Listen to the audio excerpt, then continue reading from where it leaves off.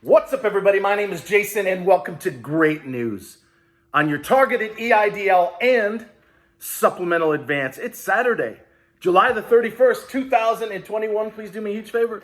Give this video a thumbs up, hashtag EIDL with your comments below, and make sure you follow me on Twitter. I just shared a shitload of articles, including something called the Maloney Amendment to modernize the SBA so that when you call them up at 800-659-2955, they actually know what the fuck they're talking about. So ladies and gentlemen, pull up a chair, grab a cup of coffee, ice cold beer, glass of wine, whiskey on a big rock.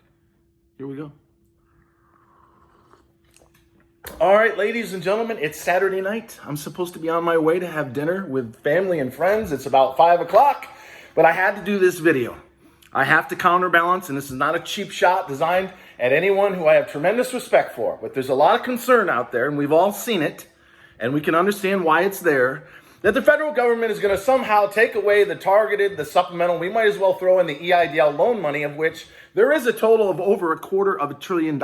I am here to squash that rumor and tell you it's absolutely, positively not going to happen, and if it was, if the SBA is looking for a way to absolutely positively be put the fuck out of business after their 68th birthday yesterday, that's the way to do it, right? You make us wait for 16 months for something that we were promised 10, 12, 14, 16 months ago in the CARES Act, and that's $10,000 regardless of size, location, or credit score. No, instead you're going to pull it away and share it with some of the things that I'm about to tell you that are in this pinned article in the top from AP. No, we're going to spend it on broadband access, or better yet, how about some of them unions out in Las Vegas, because we can't afford to lose Jackie Rosen State in 2022 and 4. So look, ladies and gentlemen, deep breath together.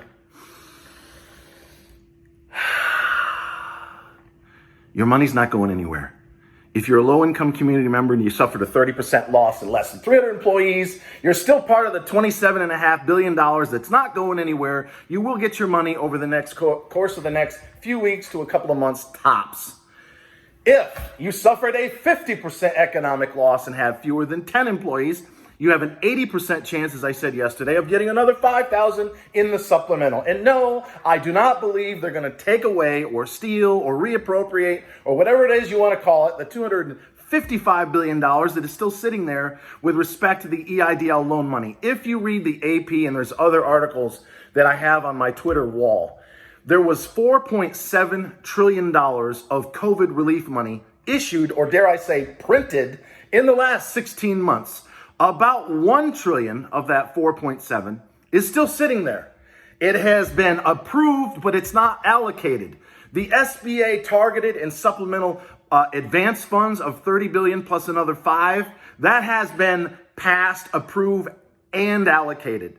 Once it leaves Washington, D.C. and goes into the coffers of the SBA or whatever bank they're actually using, it's done. There's no fucking way. If you want to see lawyers circle like you wouldn't believe, have them try to pull away money that was already appropriated and passed and delivered into a bank account for you and the small business owner. That's a guaranteed slam dunk loss and probably pain and suffering on top of that. You might get a $50,000. Remember the Lifeline grant? That was $50,000. Fuck this 10 and 5. How about $50,000? You want $50,000? Let's see them try to take away your targeted or your supplemental advance money. So the big question is, where are they going to pull it from? In the AP article, I'm going to zoom through this really fast and then let you get on with your weekend. It not only tells you where it's going, but how they're going to pay for it. And there is not one reference in there to SBA or EIDL, period. All right, this is in the last 24 to 36 hours. Key details of Senate bipartisan infrastructure plan. $110 billion for roads and bridges. Really? That little? I thought this was infrastructure. Right. $39 billion for public transit. $66 billion for passenger and freight rail. $7.5 billion for electrical vehicle charging stations. That makes sense. $17 billion for ports. $55 billion for water and water infrastructure. $65 billion to expand broadband. Is that really infrastructure? Okay, I'll let you have that one. 21. You wonder why we've got, what is it now, $30 trillion of national debt on its way to $40 trillion by the end of 2030? Unreal. At some point, we're going to have to pay the piper. That's probably, in fact, I'm going to put it out there right now. You remember 1929, that was before your time. The markets crashed 89% from top to bottom. I'm going on record. The next big crash is just like the prior decade, somewhere around 2028, and in my opinion, 2029, the 100th anniversary of the biggest crash of all time. We are going to get cut in half in less than a week. You heard it here first. All right, ladies and gentlemen, that will be, by the way, the buy of the century. Let's see, 53. Oh, okay. Now we're into, get back on track, Jason. By the way, I'm not supposed to be here. It's Saturday night. And I ain't got nobody. That's true. That's true. Can you believe it? Hard-working guy like myself, I ain't, that's a whole nother story. I hear you, Mom. Don't go there, Jason. Don't be getting rude and crude on a Saturday night. Just because you're single doesn't give you, I hear you. All right. Here's how we're going to pay for this, not with your targeted EIDL or supplemental advance money. All right, it points out tapping $205 billion from COVID relief aid. Now, a lot of people saw COVID relief and they immediately assigned it to EIDL. That was a big mistake. And if there are any publications out there, and I'm not talking about channels I have tremendous respect for, but if there's any news outlets that correlated COVID relief money that's still available that they might claw back and somehow align that with the EIDL targeted and supplemental advance, that was a huge step and it's an incorrect one. So they're going to get the $205 billion in unspent COVID relief aid. There is $1 trillion of the $4.7 trillion that's still sitting there. In other words, when the laws passed, the CARES Act, the American Rescue Plan, etc., there's still $1 trillion sitting in Washington, D.C. I remember before Secretary Mnuchin, slight tangent here, ladies and gentlemen, when he left office about a month before he got thrown out, he said, well, I just stumbled across a pile of $375 billion that he didn't even know existed. So there's apparently $1 trillion or so that's just sitting there that hasn't been appropriated. The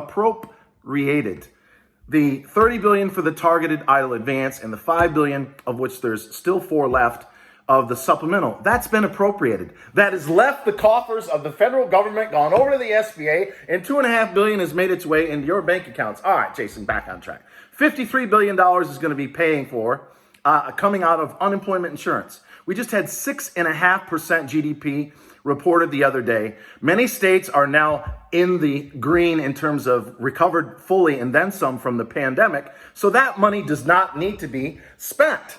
But I can almost guarantee if they're pulling $53 billion of unspent unemployment and any other state aid, I guarantee it's coming out of a red state, not a blue. So $53 billion, and that's true. $49 billion will come from delaying a new Medicare ruling. I'll let you read this. Raising $87 billion from Spectrum auctions for 5G. Strengthening tax informant when it comes to crypto. By the way, crypto bottomed. Bitcoin bottomed at 31.5, right on its 200-day moving average. Closed above 40. I think it could pull back to 36, 37, and then it's on its way to the high 40s, maybe 50, where it's going to run into a brick wall, but we'll cover that another time. $28 billion is going to come from enforcing regulation against crypto, relying on projected economic growth from investments to bring in about $56 billion.